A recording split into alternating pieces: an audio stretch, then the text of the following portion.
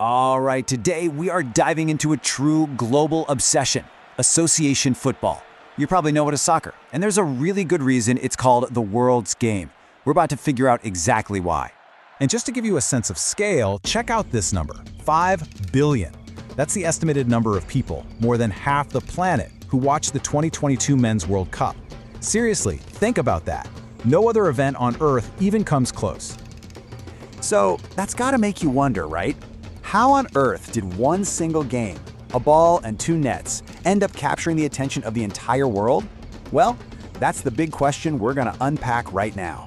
To get to the answer, you have to start with the game itself, because the secret to its massive global appeal is its beautiful, almost deceptive simplicity. That's it. That's the game in a nutshell. Get the ball in their goal more than they get it in yours. You don't need a bunch of complicated equipment to get it, and you can play it absolutely anywhere, from a billion-dollar stadium to a dirt patch in your neighborhood.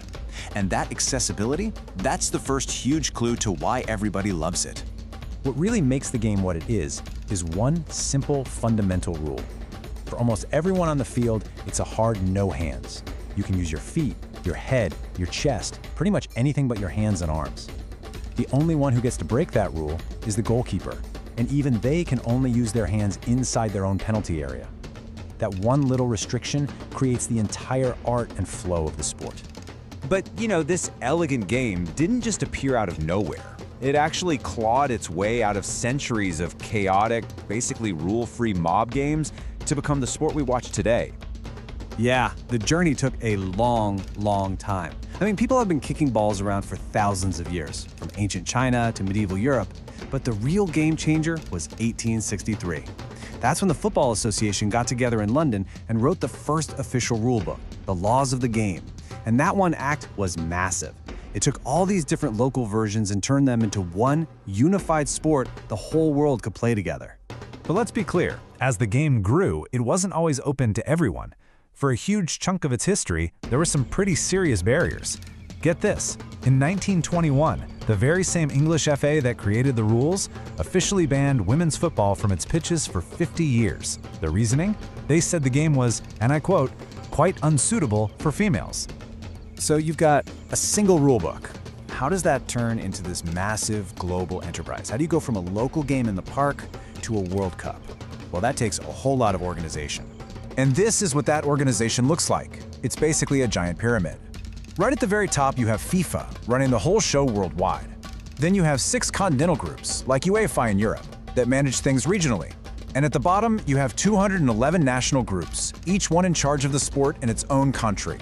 This structure makes sure everyone is playing the same game. And it also means all that money, billions of dollars, funnels right up to the top. It's this pyramid structure that makes these huge international tournaments even possible.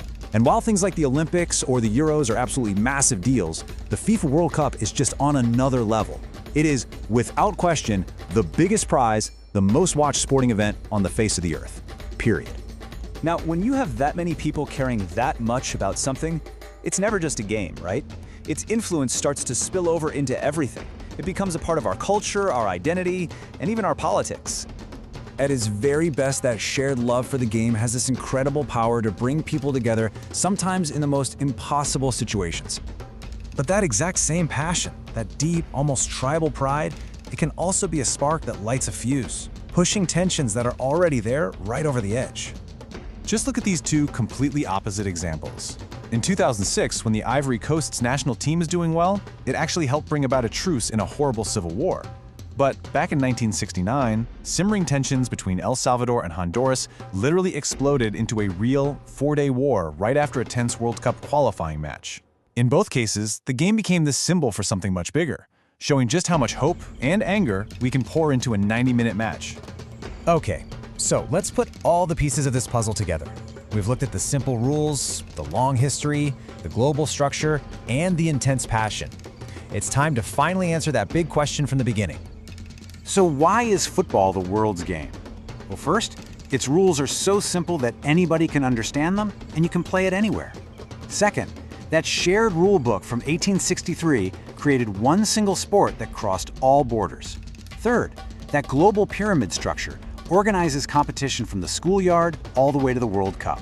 And finally, And maybe most importantly, it taps into this incredibly deep well of human emotion.